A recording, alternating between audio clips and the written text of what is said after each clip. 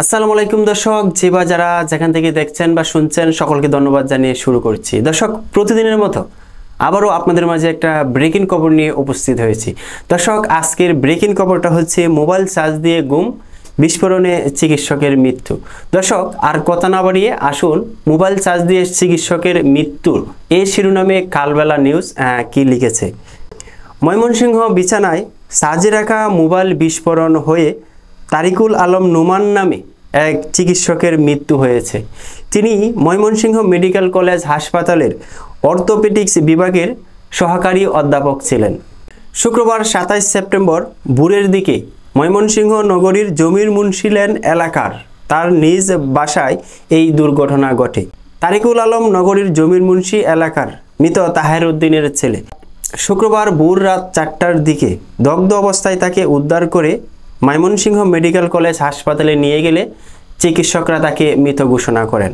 Police ও স্বজনরা জানায় মুঠোফোনটি বিস্ফোরিত হয়ে দগ্ধ হন ঘুমন্ত তরিকুল। এতে ওই চিকিৎসকের 2 হাত, বুক, নাক, মুখ পুড়ে যায়। ভোর 4টার দিকে কক্ষ থেকে পুরা গন্ধ আসে। এই অবস্থায় পরিবারের লোকজন দরজা খুলে তারিকুল ইসলামকে পরিত্যক্তি দেখে হাসপাতালে নিয়ে যান।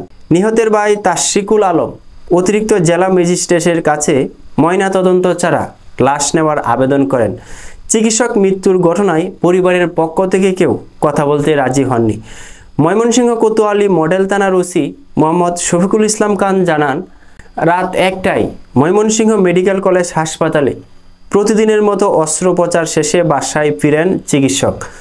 পরিবারের অন্য সদস্যদের বিরক্ত না করে তিনি আলাদা রুমে ঘুমাতে যান।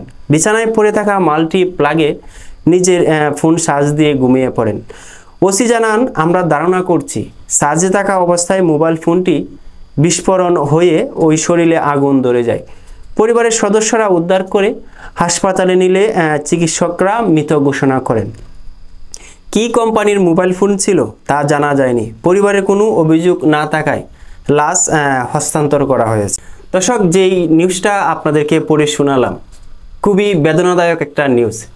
যেই ডাক্তার তাদের জীবন বাজি রেখে উপরওয়ালার উসিলায় আমাদেরকে সুস্থ করে তোলেন, সেই ডাক্তার যখন করুণভাবে মৃত্যু হয় তখন কষ্ট লাগার কথা।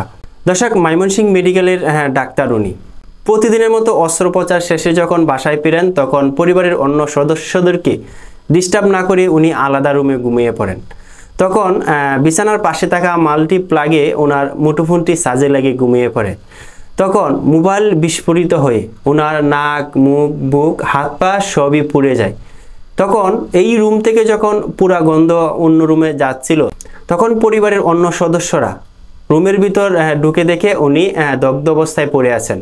তখন তাৎক্ষণিকভাবে ময়মনসিংহ মেডিকেল কলেজ হাসপাতালে নিলে কর্তব্যরত চিকিৎসকরা তাকে মৃত ঘোষণা করেন। দর্শক, খুবই কষ্টজনক অবস্থা। আজকের মতো বিদায় নিচ্ছি। পরবর্তী নিউজ দেখার জন্য সবাইকে অনুরোধ জ্ঞাপন করছি। আজকের মতো এই পর্যন্তই। ভালো থাকবেন এই প্রত্যাশা। আসসালামু আলাইকুম।